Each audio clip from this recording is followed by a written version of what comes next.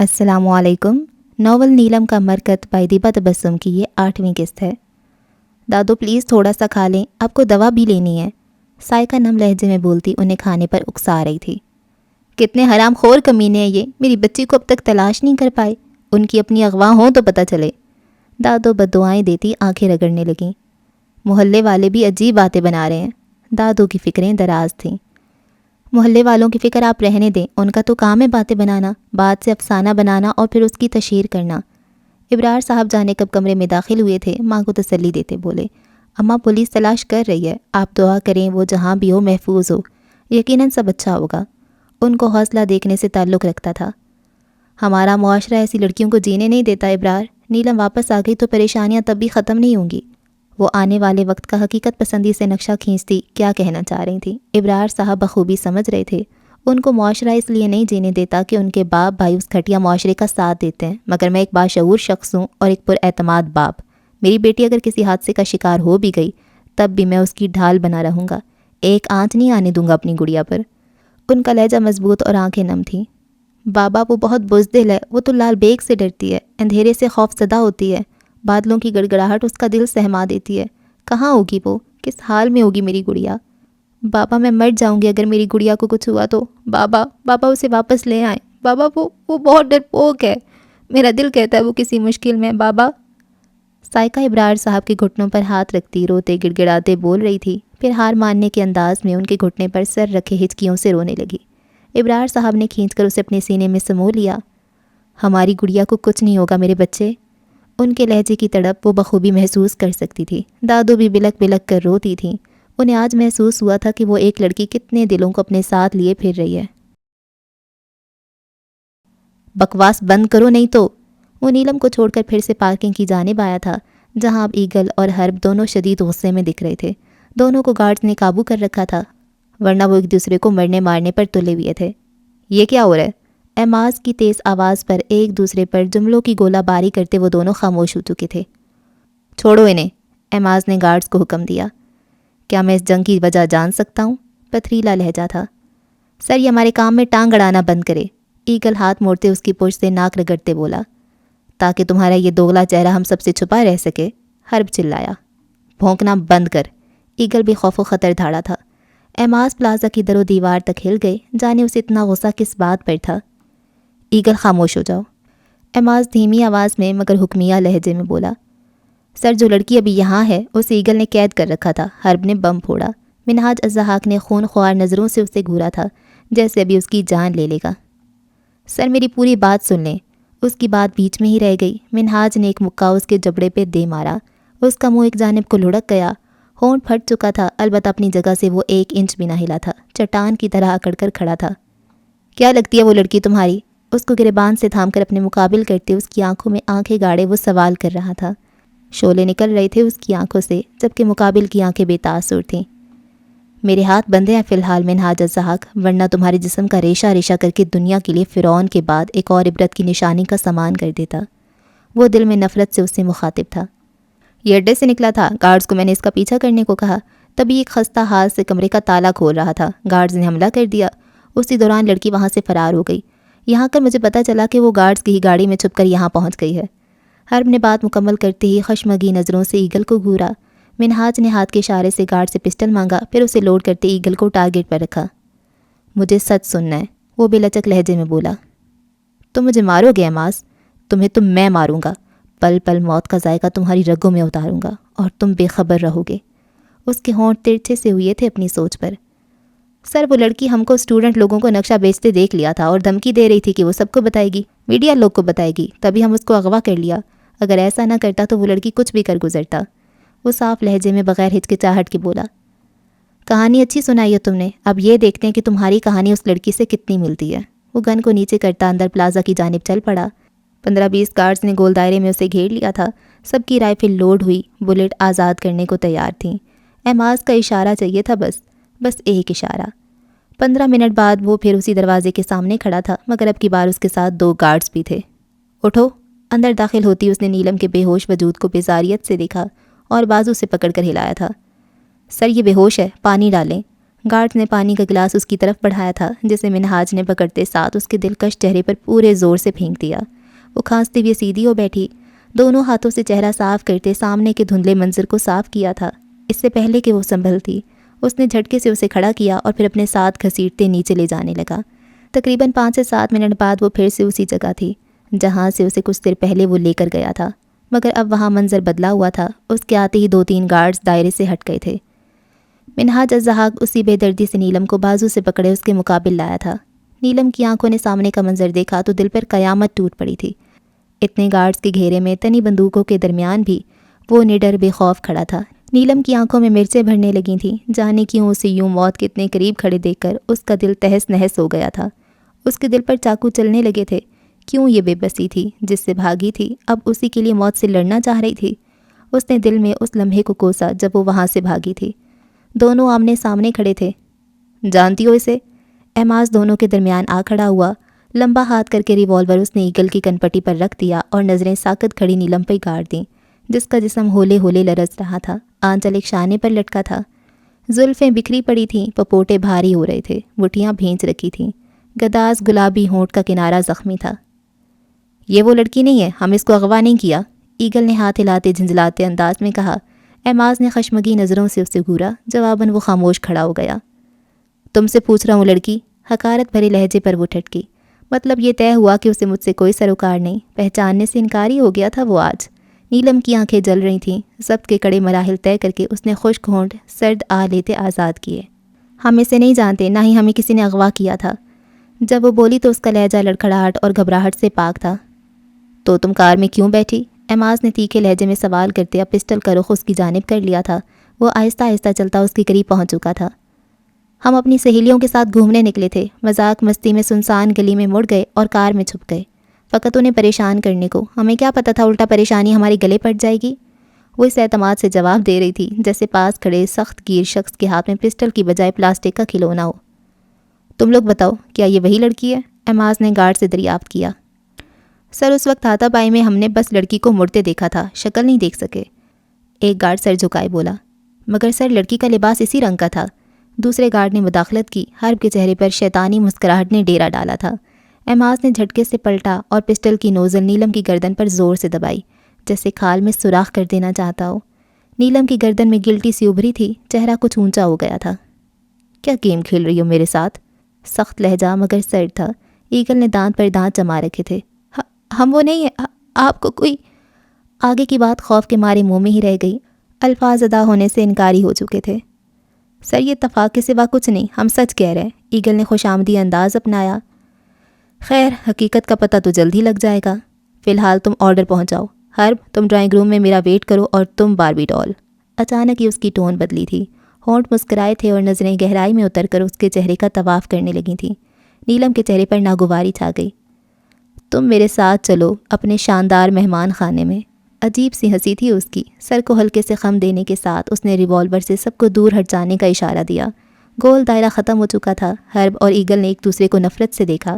Eagle نے ناک سے بہتے خون کو کوہنی سے صاف کیا اور نظروں ہی نظروں میں حرب کو انتقامی کارروائی کا چیلنج کیا تھا۔ حرب نے بھی اپنی شرٹ کا کالر درست کیا اور اسے پیٹھ دکھاتا کلف لگے وجود کے ساتھ پلازا میں داخل ہونے لگا۔ ہم کہیں نہیں جائیں گے، سچ بتا تو دیا تمہیں۔ نیلم کو اپنے بازو پر اس کی گرفت کسی نا کی لپیٹ سے کم نہ محسوس ہوئی۔ ایک حساب اور سب سے مہنگا حساب ابھی رہتا ہے ملکہ حسن، وہ گھمبیر لہجے میں کہہ رہا تھا۔ نیلم کو ریڑھ کی ہڈی میں سنسناہٹ سی محسوس ہوئی تھی۔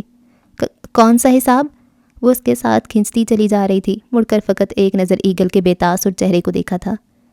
مجھے وہ نیکلس واپس کر دو اور دفع ہو جاؤ، مجھے بھی کوئی شوق نہیں ہے تمہیں اپنے پاس رکھنے کا۔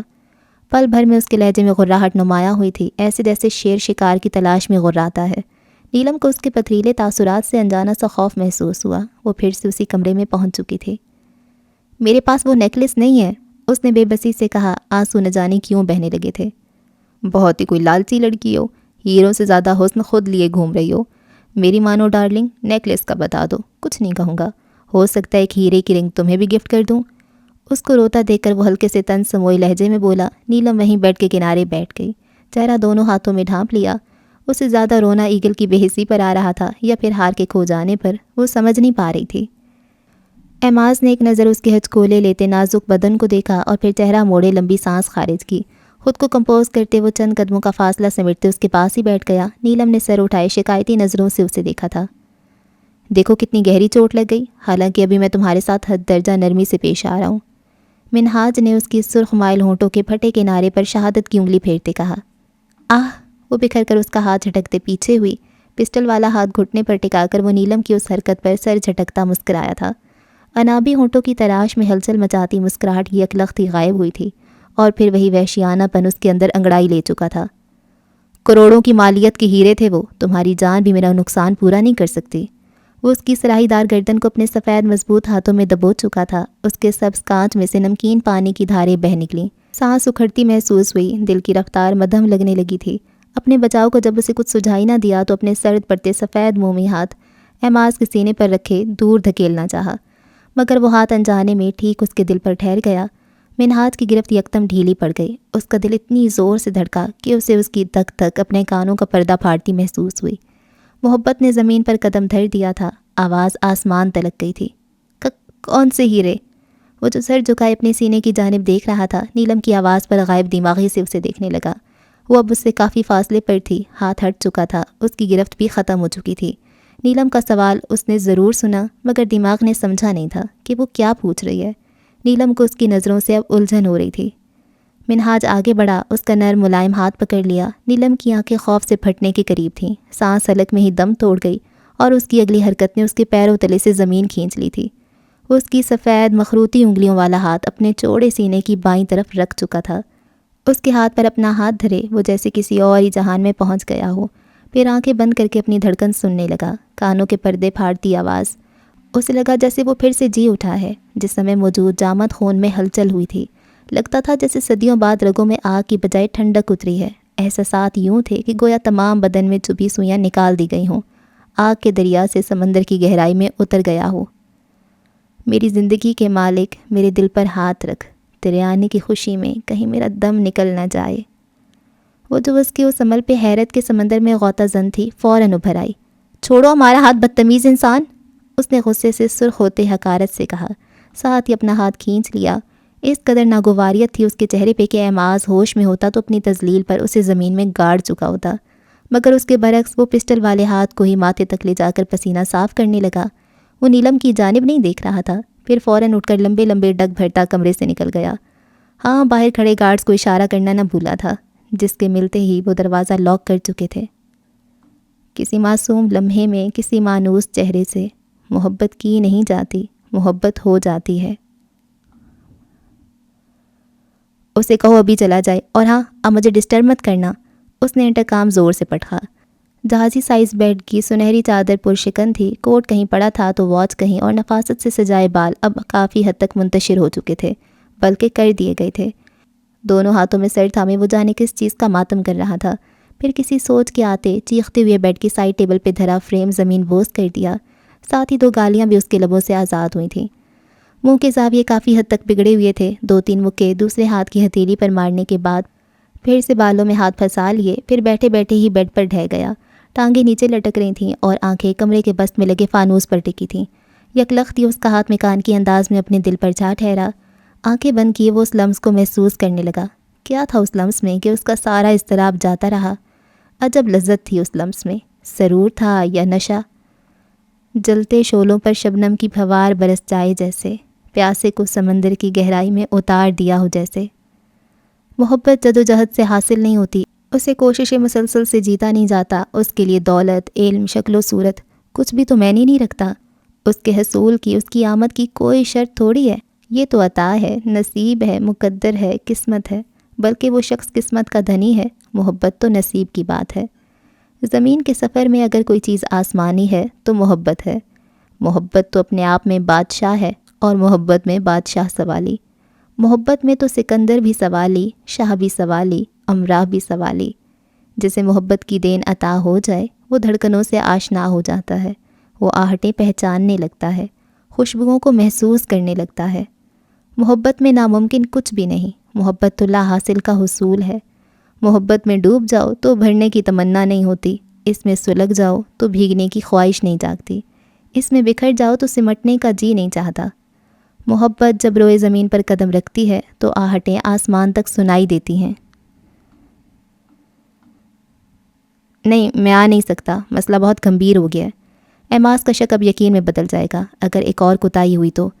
مجھے تو لگتا ہے کہ ابھی بھی اس نے محض اپنے کام کی بنا پر مجھ سے زیادہ تفتیش نہیں کی۔ ایگل ہلکی ہلکی آواز میں محو گفتگو تھا۔ ایک ڈھابے نما جگہ پر بیٹھا، ہاتھ میں چائے کی پیالی تھام رکھی تھی۔ آس پاس لوگ جوا کھیلنے اور واہیات گفتگو کرنے میں مصروف تھے۔ یہ ایک تھرڈ کلاس ایریا تھا۔ مگر تم نے اچھا نہیں کیا ٹائیگر، اس سب میں اس لڑکی کا کوئی بڑا نقصان بھی ہو سکتا ہے۔ اس کی حفاظت ہمارا فرض ہے، وہ ایک عام شہری ہے، ہمیں اسے کسی بھی طرح کا نقصان پہنچانے کی اجازت نہیں۔ انس کے لہجے سے پریشانی صاف عیاں تھی۔ تو کیا کرتا؟ وہ سب سچ بتا دیتی اور میرے کئی مہینوں کی محنت تباہ ہو جاتی۔ بے وقوفی اس نے کی، اسے فرار ہونے کو کس نے کہا تھا؟ لاپرواہ انداز میں کہا گیا۔ تو تم نے اسے کب بتایا تھا کہ تم میجر ہو، ISI کے لیے کام کرتے ہو، اپنے مشن کے لیے یہ سب کر رہے ہو؟ اگر تم یہ سب بتا دیتے تو شاید مسئلہ اتنا نہ بڑھتا۔ انس کا انداز سمجھانے والا تھا۔ ہمیں اپنے گھر والوں کو بتانے کی اجازت نہیں ہوتی اور تم مجھے کہہ رہے ہو کہ اس بے وقوف لڑکی کو بتا دیتا، اور آج جیسے ہم آمنے سامنے تھے تو وہ سب ایماز کو بتا دیتی اور وہ وہیں مجھے گولی مار دیتا، تمہیں، کاشیز، شعیب، سب کو ڈھونڈ نکالتا۔ وہ برہم ہوا تھا اس کی بات پر۔ دبے دبے لہجے میں غراتے اس نے بمشکل خود کو کنٹرول رکھا تھا۔ اگر اس نے بتانا ہوتا تو وہ آج ہی بتا دیتی، جب تم نے اسے پہچاننے سے ہی انکار کر دیا تھا۔ خیر، یہ تو مجھے بھی نہیں سمجھ آیا کہ میرے مکر جانے پر اس نے میرا ساتھ کیوں دیا۔ چاہتی تو سچ بول دیتی اور بدلہ لے لیتی اپنے اغوا کیے جانے کا۔ یہاں آ کر وہ خود شش و پنج میں پڑ گیا تھا۔ یار، وہ لڑکی ہے بھی اتنی پیاری، اگر ایماز نے اس کے ساتھ کوئی غلط حرکت کی، تم سمجھ رہے ہو نا؟ وہ کچھ سنبھل کر بولا۔ ہاں ہاں ہاں، واٹ اے جوک۔ ایماز لڑکیوں سے سخت الرجک ہے، تبھی تو ہر الٹا کام کرنے کے باوجود وہ لڑکیاں اسمگل نہیں کرتا۔ حالانکہ حبیب یہ کام کرتا ہے اور اس کا بیہیویئر بھی نیلم کے ساتھ سخت تھا۔ وہ جتنی بھی حسین ہو، ایماز کے مردہ دل میں ہلچل مچانا کوئی عام بات نہیں۔ تسلی آمیز لہجہ تھا۔ اپنے بارے میں کیا خیال ہے؟ اس کا تو دل مردہ ہے، تمہارے پاس تو دل ہی نہیں، ورنہ جس حد تک وہ تمہارے لیے برداشت کر چکی ہے، ایک چھوٹی سی چنگاری کا جنم لینا تو بنتا تھا۔ انس نے طنز کیا۔ میرے پر ریسرچ کرنا بند کرو اور JIX کو سیکنڈ رپورٹ سینڈ کرنے کے لیے شعیب کو ویڈیوز بھیجنے کا کہو۔ اس کی بات کو صاف نظر انداز کر دیا گیا تھا۔ سر، وائٹ شرٹ پر بلیک واسکٹ پہنے ملازم نے کیک پیس کی ٹرے اس کی طرف بڑھائی تھی، جسے اس نے ہاتھ کے اشارے سے منع کر دیا۔ ملازم پریشان کھڑا تھا۔ منہاج الزہا کو آج ناشتے کی طلب نہیں تھی۔ اورنج جوس کا گلاس تھامے وہ گھونٹ گھونٹ حلق میں اتار رہا تھا۔ مجھے اس لڑکی سے ان زخموں کا بدلہ لینا ہے منہاج، حبیب نے بیئر کا گلاس رکھتے سیٹ سے پشت ٹکاتے قدرے مغرورانہ انداز میں کہا۔ سوری، میں تمہیں اس لڑکی کے نزدیک بھی بھٹکتے نہ دیکھوں۔ دونوں کونیاں میز پر ٹکائے وہ تھوڑا آگے کو جھکتا قطعی لہجے میں بولا۔ ہاں ہاں ہاں، حسن پرست نکلے تم بھی۔ حبیب نے خباثت کا مظاہرہ کیا۔ What ever. وہ بحث نہیں کرنا چاہتا تھا، جھٹکے سے اٹھا۔ دوسری جانب کھڑے اس کے خاص ملازم کو کوٹ ایماز کی جانب بڑھایا، جسے ایک ہاتھ سے کندھے پر ڈالتا وہ آگے بڑھنے لگا تھا، جب حبیب کی آواز اس کی پشت پر ابھری۔ کتنے لوگ ہیں اس افسرا کے؟ آواز صاف تھی۔ منہاج کو لگا اس کے کان میں پگھلا ہوا سیسا انڈیل دیا گیا ہو یا سورہ اسرافیل پھونک دی گئی ہو۔ ضبط کی کوشش میں اس کی سرخ و سفید رنگت پر نیلی نسیں ابھر گئی تھیں۔ ہاتھوں کی مٹھیاں اس حد تک بھینچ رکھی تھیں کہ انگلیوں کے ناخن ہتھیلی میں سوراخ کرتے محسوس ہونے لگے۔ نظر پڑ گئی ہے حبیب کی اس پر، اب جتنے بھی مانگے گا دوں گا۔ وہ تو جیسے آج ہی نیلامی پر اتر آیا تھا۔ ایک لفظ اور نہیں۔ وہ مڑا تھا، انگلی اٹھا کر غیظ و غضب سے بپھرے لہجے میں دھاڑا۔ ڈائننگ ہال میں لگے شیشے کی سلائڈ ڈور بھی جیسے کپ کپا گئے ہوں۔ آخر تم اس لڑکی… میں اس بارے میں ایک لفظ بھی نہیں سننا چاہتا حبیب، ناؤ شٹ اپ۔ اب کی بار اس کا لہجہ سرد تھا۔ حبیب کا آدھا فکرہ منہ میں ہی رہ گیا۔ وہ تیز تیز قدم اٹھاتا نکل گیا۔ اگلا دن چڑھ آیا تھا۔ وقت پانی کی طرح بہہ رہا تھا یا ریت کی طرح سرک رہا تھا۔ نیلم کو بس اس کی رفتار بہت تیز لگ رہی تھی، روشنی کی رفتار سے بھی تیز۔ اسے یاد نہیں پڑتا کبھی وہ زندگی میں اتنا روئی ہوگی، کبھی جو اس نے اتنی سختیاں برداشت کی ہوں گی۔ وہ تو موم کی گڑیا تھی، اسے چاہنے والے اس کے پگھل جانے سے خوف زدہ رہتے تھے۔ آج وہ ان سب کو پس پش ڈال کر ایک اندیکھی راہ، ایک انجانے جذبے کی جانب بڑھ رہی تھی۔ کوئی ماورائی طاقت تھی جس نے اسے مجبور کیا جھوٹ بولنے پر۔ آخر کیوں اس نے ایگل کا سچ نہیں بتایا؟ ٹائیگر، ایگل، کمیٹی ممبر سب آپس میں گڈمڈ ہو گئے تھے، مگر چہرہ تو وہی تھا نا جس سے وہ انجانے میں دل کی دیواروں پر چسپاں کر بیٹھی تھی۔ روگ لگ گیا تھا محبت کو، داغ لگ گیا تھا عزت کو۔ دونوں قیمتی چیزیں ایک ہی وقت میں چھن گئی تھیں۔ پہلی مرتبہ اسے اپنے اتنے دن تک گھر سے باہر رہنے کا احساس شدت سے ہوا تھا۔ پہلی بار اس لاپرواہ لڑکی کو معاشرے کی فکر ستائی تھی۔ رات کا آیا کھانا بھی اس نے چند نوالوں کے ساتھ زہر مار کر لیا تھا۔ کم از کم ان بے ضمیر لوگوں سے خود کو بچانے کے لیے کچھ ہمت درکار تھی۔ ہلکی سی آواز کے ساتھ دروازہ کھلا تھا۔ وہی یونانی دیوتاؤں سے مغرور شخص دروازے کے فریم میں ابھرا تھا۔ اس کی کل کی حرکت بجلی کی سرعت سے نیلم کے ذہن کی اسکرین پر ابھری تھی۔ اس کی ریڑھ کی ہڈی میں سنسناہٹ سی پیدا ہوئی۔ انجانے خوف کی لپیٹ میں اس کا بدن کپ کپانے لگا۔ اب وہ کمرے کے وسط میں کھڑا تھا۔ ملازم نے ٹرالی اندر دھکیلی۔ منہاج نے اسے واپس جانے کا اشارہ کیا اور خود اس کی جانب بڑھنے لگا۔ اٹھو، کھانا کھاؤ، پھر تم نے ہار کا بھی بتانا ہے۔ کھڑے کھڑے ہی وہ سنجیدگی سے بولا، زہر ڈالا اس کھانے میں؟ نیلم نے تلخ سوال کیا۔ نہیں، اس طرح مارنے کا مزہ نہیں آتا، وہ اطمینان سے بولا، ساتھ ہی ٹرالی سے چیزیں اٹھا کر میز پر رکھنے لگا۔ اسے یاد نہیں پڑتا کتنے سالوں بعد اس نے کسی کے لیے یہ کام کیا تھا۔ ہم کہہ رہے ہیں نا وہ ہار ہمارے پاس نہیں ہے، وہ بے بسی سے چیخی۔ پلیٹ میز پر رکھتے منہاج نے ایک نظر اس پر ڈالی اور اس کے پاس چلا آیا۔ نیلم اس کو ہار کے کھو جانے کی حقیقت بتاتی تو مجبوراً ٹائیگر اور ایگل کا سچ بھی بتانا پڑتا، تبھی وہ لب سیے بیٹھی تھی۔ مان لیا نہیں ہے تمہارے پاس ہار، اب اٹھو ناشتہ کرو۔ بے تاثر لہجہ، ہمیں بھوک نہیں ہے۔ اس کے پاس آ کر کھڑے ہونے پر نیلم نے نامحسوس طریقے سے پیر سمیٹے تھے۔ گھر جانا ہے تمہیں؟ وہ ایک گھٹنا ہارڈ ووڈ کے فرش پر ٹکائے اس کے سامنے بیٹھ گیا۔ ہاں، وہ بے قراری سے فوراً سر اٹھا کر بولی۔ سبز کانچ نم تھے، پلکیں بھیگی پڑی تھیں، رخسار سرخی مائل ہو رہے تھے، ہونٹ کا کنارہ زخمی تھا۔ اس کا سفید بھورے بالوں سے بھرا مضبوط ہاتھ اٹھا تھا، ہولے سے نیلم کے چہرے کی جانب بڑھنے لگا تھا جب وہ اور پیچھے کو سرک گئی۔ منہاج سر کو جھکاتے ہاتھ بھی واپس لے آیا۔ پہلے ناشتہ کرو، پھر سوچیں گے تمہاری معافی کی کیا قیمت لگائی جائے۔ وہ کھڑا ہو چکا تھا۔ نیلم نے سر اٹھا کر اس دراز قد شخص کو دیکھا۔ آؤ، وہ صوفے کی جانب اشارہ کرتا بولا۔ نیلم بھاری بھاری قدم اٹھاتی صوفے کی طرف بڑھ گئی۔ شروع کرو جلدی، وہ حکمیہ لہجے میں بولا، پھر خود بیڈ پہ کوہنی کے بل دراز ہو کر سیل فون استعمال کرنے لگا۔ کھاتے کھاتے نیلم اسے بھی دیکھ رہی تھی۔ اس سے مکمل مصروف پا کر وہ تیزی سے اٹھی اور دروازے کی جانب لپکی۔ جلدی سے دروازہ کھولنے لگی مگر وہ لاک تھا۔ زور زور سے کھینچنے کے بعد وہ بے بسی سے آنسو بہانے میں مصروف ہو گئی۔ کر لی بیکار کوشش، اب واپس آ جاؤ اور اسے فنش کرو جلدی۔ اعماز کی آواز پر وہ لب کچلتی پلٹی اور صوفے پر بیٹھی انگلیاں مروڑتی رونے لگی۔ 5 منٹ گزر گئے۔ وہ اٹھا اور میز کے پاس چلا آیا، ایک نظر میز پر پڑے لوازمات پر ڈالی اور ایک اس کے صبر کو آزماتی ابصرہ پر۔ ہار کا بتا دو اور چلی جاؤ، وہ تیز آواز میں بول کر رکا نہیں تھا۔ اس کے جاتے ہی وہ دونوں ہاتھوں میں چہرہ چھپائے پھوٹ پھوٹ کر رو دی۔ رات کے 1 بجے کا وقت تھا۔ اعماز پلازا میں سناٹا بول رہا تھا۔ سوئی گرتی تب بھی آواز پیدا ہوتی، اس حد تک خاموشی تھی۔ وہ بیڈ گراؤنڈ سے ٹیک لگائے ادھ کھلی آنکھوں سے جاگ رہی تھی۔ نیند حاوی ہو رہی تھی لیکن غافل ہونے سے خوف آ رہا تھا۔ ایگل کو حبیب نے بلایا تھا۔ منشیات کا حساب کتاب کرنے کے بعد ایگل نے کالے رنگ کا بستہ اسے تھما دیا جسے کھولنے پر اندر چاندی کے اوراق میں لپٹے پیسوں کی گڈیاں ملی تھیں۔ شاباش میرے چیتے، حبیب نے اس کی کمر پر دھپ رسید کرتے کہا۔ اب ہم جائے؟ ایگل نے اجازت طلب کی۔ حبیب نے سر کے اشارے سے اسے جانے کا کہہ دیا مگر وہ نیچے جانے کی بجائے لیفٹ سائڈ پر آ گیا۔ اوپر فلور پر لفٹ کے رکتے ہی اس نے کان میں لگے بلوٹوتھ ایئر فون کے ذریعے انس کو مخاطب کیا۔ ڈن۔ اچانک پورا اعماز پلازا اندھیرے میں نہا گیا، گپ اندھیرا۔ وہ دھیرے دھیرے آگے بڑھا، ایک چابی کی مدد سے بھاری دروازہ کھول دیا۔ خاموشی کو چیرتی دروازے کی آواز پر نیلم فوراً ٹھٹک گئی۔ وہ کمرے کے وسط میں کھڑی اندھیرے سے گھبرا رہی تھی۔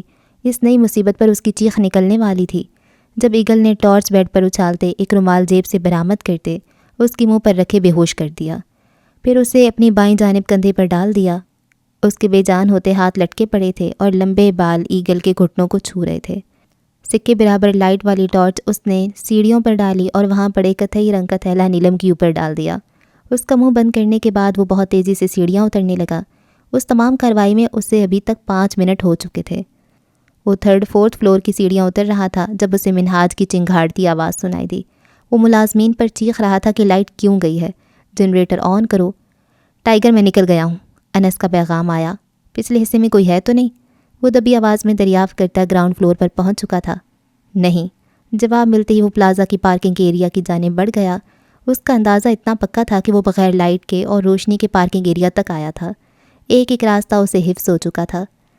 جب آگ سے پورا اعماز پلازا روشنیوں میں نہا گیا، الرٹ کھڑے گارڈز کی بھی آنکھیں ایک پل کو چندھیا گئیں۔ ایگل نے ٹرک میں رکھنے والے منشیات کے تھیلوں کے ساتھ ہی وہ تھیلا بھی رکھ دیا۔ ارے یہ لائٹ کو کیا ہو گیا تھا؟ ایگل نے تھیلا ٹرک میں رکھتے ہوئے سرسری لہجے میں چوکنے گارڈ سے پوچھا جو لوڈڈ رائفل تانے پارکنگ ایریا کا راؤنڈ لگا رہا تھا۔ سازش لگتی ہے کسی کی، آج تک ایسا ہوا تو نہیں، گارڈ نے اپنی حیرت چھپائی نہیں تھی۔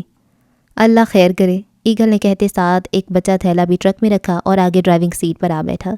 ٹرک تیز رفتاری سے حماس پلازا سے نکل گیا۔ اس سے پہلے بھی 2 ٹرک جا چکے تھے، اس لیے ایگل پر کسی کا شک نہ گزرا۔ منہاج الضحاک تیزی سے لفٹ کی جانب بڑھا۔ اس کے ہر عضو سے بے چینی جھلک رہی تھی۔ وہ وقفے سے لفٹ کے بند دروازے پر مکہ رسید کرتا اپنا غصہ نکال رہا تھا۔ لفٹ مطلوبہ فلور پر پہنچ چکی تھی۔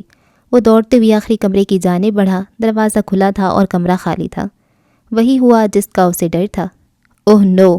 اس نے بھاگنے کی وجہ سے ماتھے پر آئے بالوں کو 4 انگلیاں پھنسا کر پیچھے کیا۔ وہ خود بھاگی ہے یا بھگائی گئی ہے؟ یہ سوال بہت خاص تھا۔ منہاج کے پورے جسم میں شرارے دوڑنے لگے۔ اسی کے گھر میں گھس کر اسے یہ شکست سے 2-4 کر دیا گیا تھا۔ اسے تو سمجھ نہیں آ رہا تھا کہ کوئی مین بورڈ تک پہنچا کیسے۔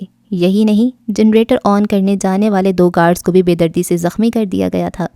اس نے روم سے باہر نکلتے اپنے پیچھے زور سے دروازہ بند کیا اور دل ہی دل میں اسے پھر سے تلاشنے کا منصوبہ ترتیب دینے لگا۔ اب کی بار بات سے پھار کی نہیں تھی، کچھ اور تھا جس کی بنا پر یہ تلاش اب اور اہمیت اختیار کر گئی تھی۔ ٹائیگر نے 20 منٹ کی ڈرائیو کے بعد سنسان سڑک پہ ٹرک روک دیا۔ زیادہ دیر اسے بند کر کے رکھنے سے خطرہ بھی ہو سکتا تھا۔ وہ ڈرائیونگ سیٹ سے اترا اور ٹرک کے پچھلے حصے کی جانب بڑھ گیا۔ اس میں سے ایک تھیلے کا منہ نکالا۔ اندر وہ گٹھڑی بنی پڑی تھی۔ اسے بمشکل باہر نکالنے کے بعد ایگل چھلانگ مارتے نیچے اترا اور پھر سے ڈرائیونگ سیٹ کی جانب بڑھ گیا۔ اسے دور ٹرک پر کسی کار کی ہیڈ لائٹس نظر آ رہی تھیں۔ اس نے جلدی سے ٹرک سٹارٹ کیا اور رفتار تیز کر دی۔ ٹائیگر اسے پہلے والی جگہ پر مت لے کر جانا، احماس کے بندوں کو اس جگہ کا پتہ لگ گیا، کچھ بھی ہو سکتا ہے۔ انس کی آواز ایئر فون سے ابھری۔ یہ مال تو کیفیٹیریا ہی لے کر جانا ہے، فی الحال میں وہیں جا رہا ہوں، اس وقت وہاں کوئی نہیں ہوتا۔ ٹائیگر نے ٹرن لیتے اپنے ارادے سے آگاہ کیا۔ اور حرب؟ ڈونٹ وری، وہ رات رنگین کرنے گیا ہے۔ اطمینان سے جواب دے کر رابطہ منقطع کر دیا۔ مزید کچھ وقت گزرنے کے بعد وہ کیفیٹیریا کے پاس پہنچ چکا تھا۔ اس کے پچھلے احاطے میں ٹرک روکنے کے بعد وہ جلدی سے ڈرائیونگ سیٹ سے اترا اور ٹرک کے پچھلے حصے کی جانب بڑھ گیا۔ نیلم بھاری بھاری ہیروئن سے بھرے تھیلوں پر بے سود پڑی تھی۔ ایگل نے آگے کو ہوتے اس کو پیر سے اپنی جانب کھینچا۔ جب آدھا وجود باہر آ گیا تو اسے پہلے ہی کی طرح کندھے پر اٹھا لیا۔ کیفیٹیریا کے پچھلے حصے میں بنے کمرے کی گول سیڑھیاں چڑھنے کے بعد وہ دروازے پر کھڑا تھا۔ ایک ہاتھ سے بے ہوش وجود کو سنبھالا اور دوسرے سے جینس کی پاکٹ سے چابیاں نکالنے لگا۔ لاک کھول کر اندر بڑھ گیا۔ کمرے میں اندھیرا تھا۔ اندازے سے چلتے اس نے نیلم کو لکڑی کے تخت پر لیٹا دیا، پھر شیڈ کی جانب بڑھ گیا۔ لائٹ جلائی، کچھ روشنی ہو گئی تھی۔ پانی کی بوتل تلاش کرتا وہ اس کی جانب واپس چلا آیا۔ 2-3 چھینٹے پانی کی ماری تھے ابھی کہ دھاڑ کی آواز سے لوہے کا دروازہ کھولتا کوئی اندر بڑھا۔ ایگل فوراً پلٹا، ساتھ ہی پینٹ کی پاکٹ سے ریوالور نکال لیا۔ تو میرا شک صحیح تھا، حرب نے طنزیہ لہجے میں کہتے ساتھ پسٹل بھی تان لی۔ ایگل بھی ریوالور تھامے الرٹ ہو گیا۔ نیلم تخت پر بیٹھی صورتحال سمجھنے کی کوشش میں تھی۔ کیا لگتی ہے یہ تیری؟ مفت میں اتنی حسین آسامی تیرے ہاتھ لگ گئی؟ واہ! وہ سوال کے ساتھ چنگاری بھی اڑا رہا تھا۔ خود چل کر موت کے پاس آئے ہو تم حرب، اب زندہ سلامت واپس نہیں جا پاؤ گے۔ ایگل نے پسٹل تانے چیلنج کیا۔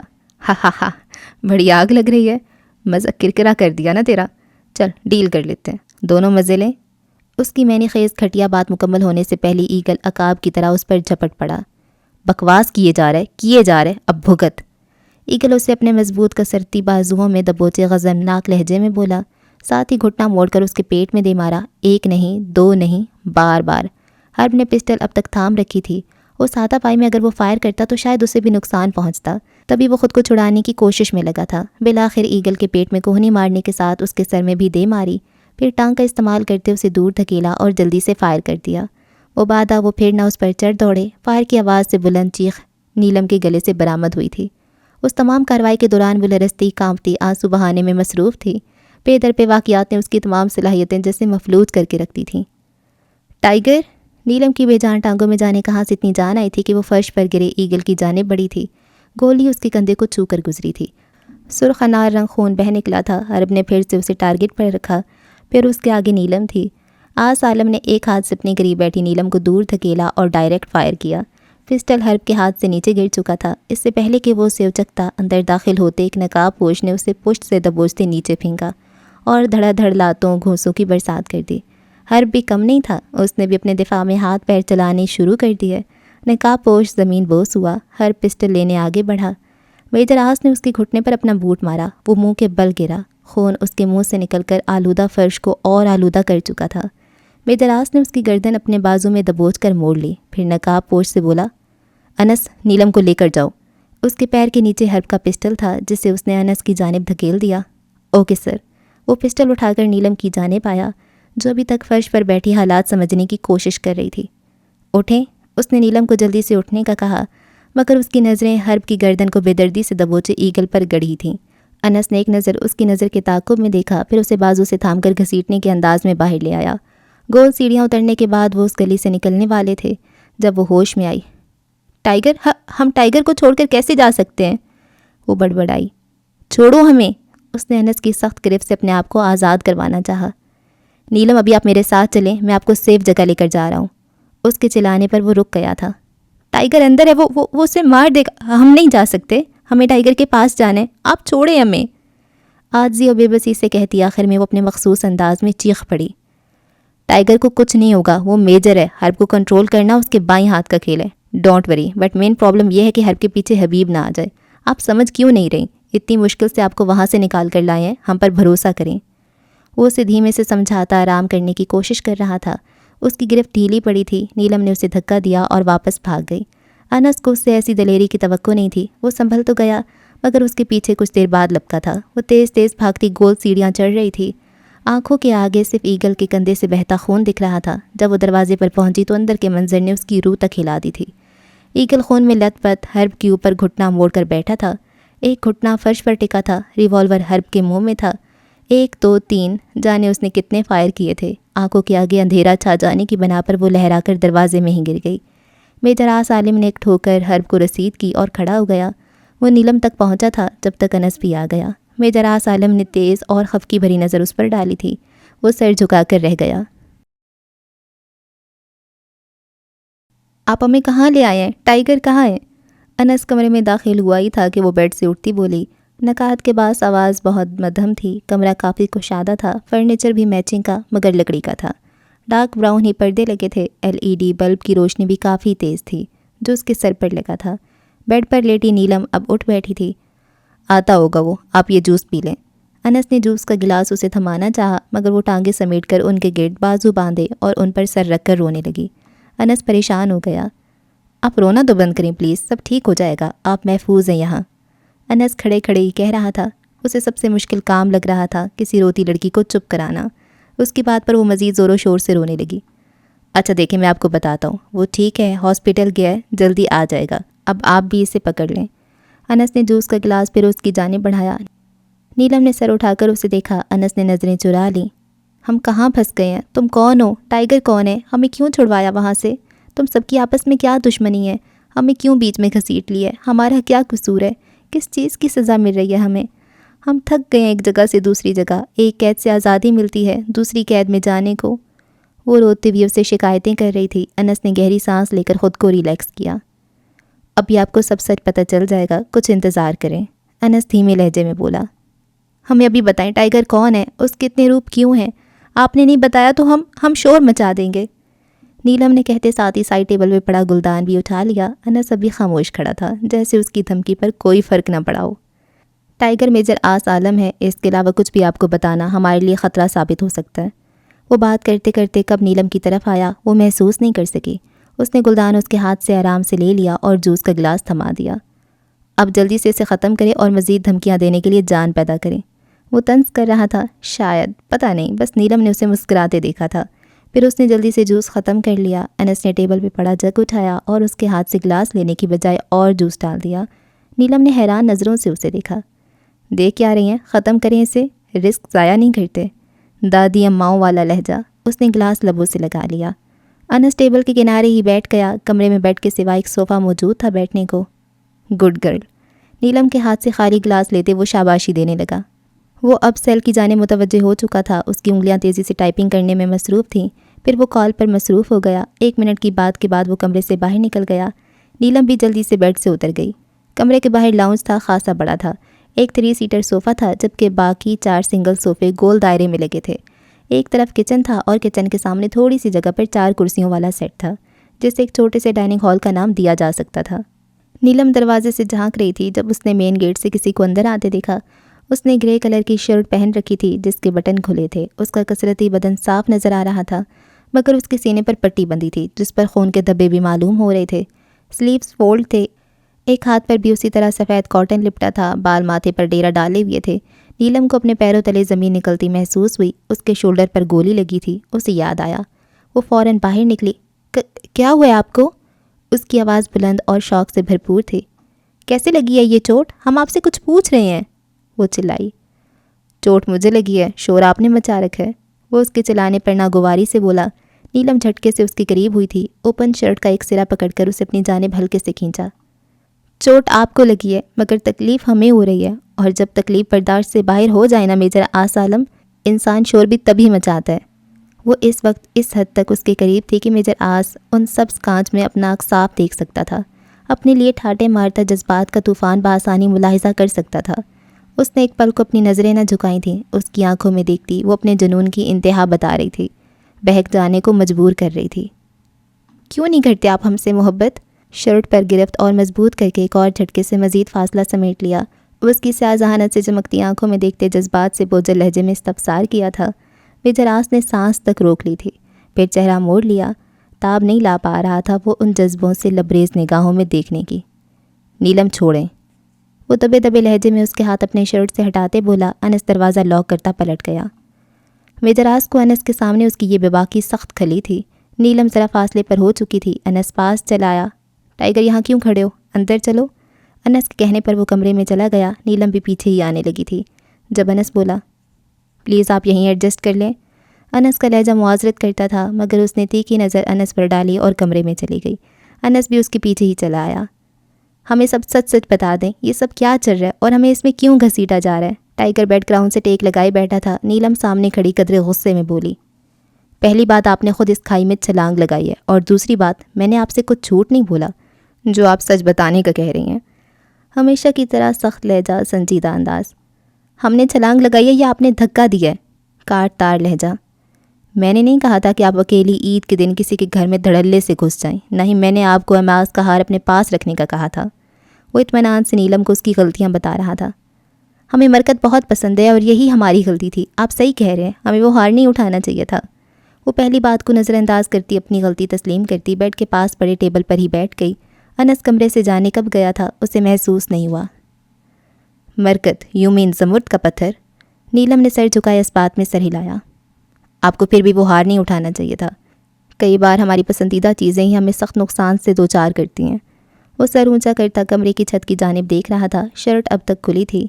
نیلم اب اس کی جانب دیکھنے سے ہچکچا رہی تھی، جبکہ کچھ دیر پہلے وہ کیسے اس کے لیے بے قرار ہو گئی تھی۔ آپ کو کس نے بتایا کہ میں میجر آس عالم ہوں؟ جذبات میں آ کر نیلم نے اس کا پورا نام لے لیا تھا۔ وہ خود تو بھول چکی تھی مگر میجر آس شارپ مائنڈڈ انسان تھا۔ اس کی زیرک نگاہیں تو انسان کے اندر تک چھان لیتی تھیں۔ وہ نیلم انگلیاں مروڑنے لگی۔ آس عالم کو سمجھ نہیں آتی تھی۔ یہ لڑکی عجیب سے بھی عجیب تر تھی، کبھی بولڈنس کا مظاہرہ کرتی، کبھی بلا وجہ نروس ہوتی، کبھی پسٹل دیکھ کر ہی سچ بول دیتی، کبھی ریوالور کو گردن میں محسوس کر کے بھی جھوٹ پر ڈٹی رہتی۔ میں نے بتایا تھا سر، انس ایک پلیٹ میں ہلدی دودھ ملا کر گلاس لیے اندر داخل ہوتا بولا۔ آس عالم نے شکایتی نظروں سے اسے دیکھا، پھر اس کی بڑھائی پلیٹ سے گلاس اچک لیا۔ حرب کا سیل مسلسل آف جا رہا ہے۔ I don't know what happened with ہم۔ حبیب شدید جھنجھلاہٹ میں مبتلا کہہ رہا تھا۔ ایگل سے کانٹیکٹ کر لو، وہ ڈیٹیلز بتا دے گا۔ ہی از اے رسپانسبل گائے۔ ایماز نے کانٹے میں لگے ڈرائی کیک کا پیس کھاتے کہا۔ تم نے یہاں بزنس تو اچھا سیٹ کر رکھا ہے بائی دا وے، حبیب نے تعریف کی۔ گتے کا کاروبار بہت منافع بخش ہے، میرے اصل بزنس کے لیے کسی کو خبر ہی نہیں ہوتی۔ اتنے بڑے بڑے کارٹنز میں اسلحہ جا رہا ہے، ہیروئن یا امریکن سعودیہ کرنسی۔ وہ اب بھی ناشتے میں مصروف بول رہا تھا۔ اگر کبھی ریڈ پڑ جائے تو، حبیب بولا۔ پولیس محکمے میں بھرتی ایس ایچ او بھی ہر خبر وقت سے پہلے پہنچا دیتے ہیں، ایک ایس پی بھی تعاون کر رہا ہے، ایماز نے آرام دہ لہجے میں کہا۔ پاکستان کی پولیس تو بڑی لالچی ہے یار، حبیب نے کامنٹ پاس کیا۔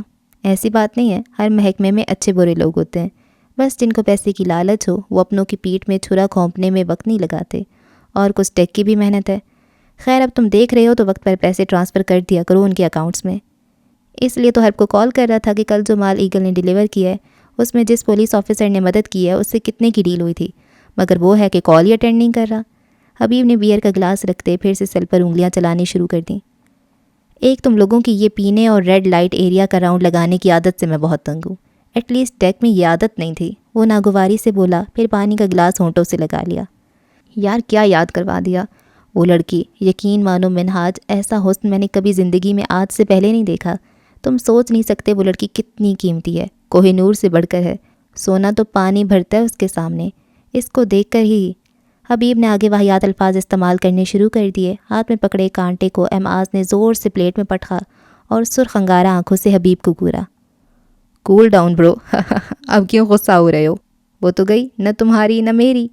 حبیب کا انداز چڑھانے والا تھا. وہ میری ہے. منہاج الضحاک نے جن نظروں سے اسے دیکھتے یہ بات کی تھی, حبیب کو وہ اپنے حواسوں میں نہیں لگا تھا. حبیب کے سامنے پڑا بیئر کا گلاس اس کے منہ پر انڈیلنے کے بعد اسے بالوں سے پکڑ کر چہرہ اوپر کر دیا. پھر اس کے چہرے پر تھوڑا جھکا اور لال انگارہ آنکھوں سے گھورا. یہ تمہاری آخری غلطی تھی حبیب. اب اگر تم نے اس لڑکی کے بارے میں ایک لفظ بھی کہا تو دوستی دشمنی میں بدلتے ایک لمحہ نہیں لگاؤں گا. سرد لہجے میں کہتے ایک جھٹکے سے اس کے بال چھوڑے. Are you made?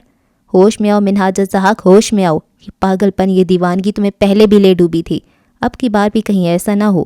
تب تم روحانی موت مرے تھے, اب حقیقی موت مرنا چاہتے ہو. حبیب کاٹ دار لہجے میں بولا. وہ ایسی نہیں, وہ بہت معصوم ہے. منہاج نے اس کی جانب پیٹ کر لی تھی. ہا ہا ہا ہا ہا. حبیب کا کہکا گونجا. پاگل مت بنو منہاج, اور اس لڑکی کو تلاش مت کرو, ورنہ وہ برباد کر دے گی تمہیں.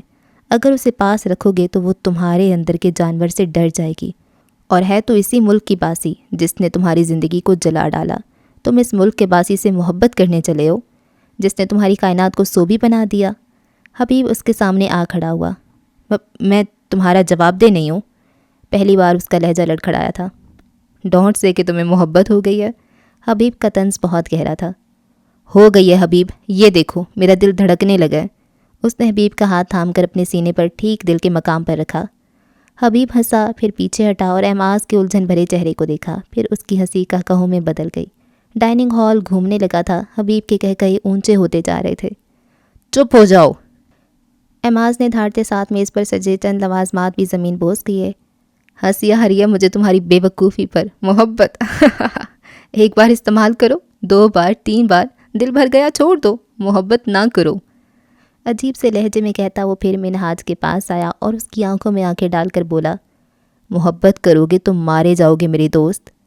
پھر وہ اس کے دل پر ہاتھ مارتا نیچے گرے ٹوٹے برتنوں سے پیر بجاتا نکل گیا. منہاج وہیں کھڑا تھا. در حقیقت وہ آج بھی وہیں کھڑا تھا, اسی مقام پر, بدلے کی آگ میں جلتا سلگتا. جیسے جیسے ریکارڈنگ چلتی جا رہی تھی میجر آس عالم کے چہرے کے زاویے بدلتے جا رہے تھے. حبیب جا چکا تھا, منہاج وہیں کھڑا تھا. انس نے ایک نظر میجر آس عالم کو دیکھا اور پھر لیپ ٹاپ کی اسکرین کی جانب. پھر وہ اٹھا اور لاؤنج میں چلا آیا.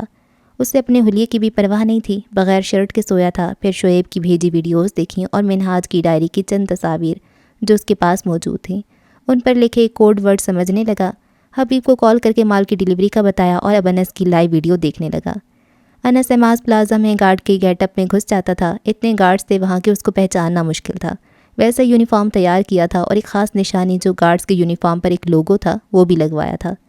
تقریباً 11 بجے کا وقت تھا اور وہ ابھی تک پڑی سو رہی تھی. صوفے پر موجود سفید چادر میں لپٹے وجود کو دیکھ کر میجر آس عالم کے تن بدن میں آگ کے شعلے بھڑک اٹھے تھے.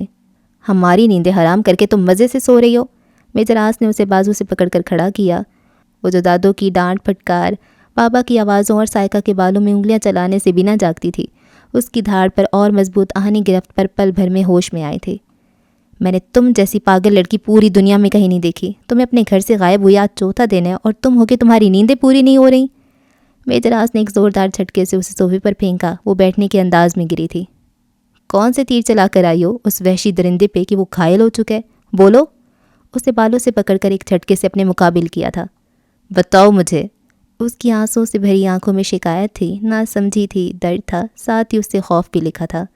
میجر آس کی گرفت اس کے شہد رنگ بالوں پر مزید سخت ہو گئی. اس نے درد سے آنکھیں میچ لیں. Sir please. انس نے اسے بازو سے پکڑ کر پیچھے کیا. آس نے غصیلی نظر اس پر ڈال کر اپنا بازو چھڑایا. نیلم سہم کر گھٹنے اپنے سینے سے لگا چکی تھی اور ہولے ہولے لرز رہی تھی. جان سے مار دوں گا میں اس آفت کو.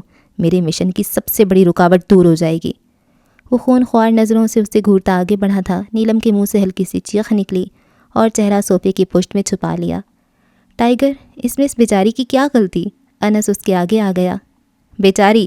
اپنی یہ معصوم شکل اور حسین چہرہ لے کر یہ نہ جانے کون سی دشمنی نکال رہی ہے مجھ سے، میرے ہر راستے پر دیوار بن گئی ہے۔ وہ اب بھی ڈری سہمی کانپتی ہوئی نیلم کو گھور رہا تھا۔ ہم آپ کے دشمن نہیں ہیں، اس کے الزام پر وہ تڑپ کر بولی۔ بکواس بند کرو اپنی۔ اچانک وہ بفر کر اس کی جانب بڑھا اور سراہی دار گردن کو اپنے دائیں زخمی ہاتھ سے تھام لیا۔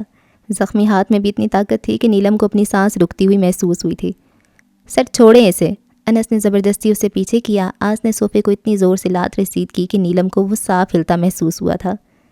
منہاج اب اس کی تلاش کرے گا، اب اسے واپس بھی نہیں بھیج سکتے، اپنے پاس بھی نہیں رکھ سکتے۔ کیا کریں اس مصیبت کا، عذاب بن گئی ہے یہ لڑکی میرے لیے، وہ سخت نفرت سے کہہ رہا تھا۔ نیلم کی ہچکیوں سے رونے پر اسے اور غصہ آ رہا تھا۔ انس اسے کہو چپ ہو جائے، اس سے پہلے کہ میں اسے گولی مار کر سارا قصہ تمام کر دوں۔ وہ جو سنگل صوفے پر بیٹھا تھا اچانک کھڑا ہو گیا۔ اس کے سامنے گھٹنوں کے بل بیٹھے انس نے اسے بازو سے پکڑ کر بٹھایا۔ نیلم پلیز آپ روم میں جائیں، انس آنسو بہاتی نیلم سے بولا۔ نہیں جا رہے ہم، مار دو ہمیں، وہ شدید غصے میں آنسو رگڑتی چلائی تھی۔ آس کا غصہ سوا نیزے کو پہنچ گیا، وہ اس کی جانب لپکنے لگا تھا جب انس نے اسے پھر بیچ راستے میں ہی روک لیا۔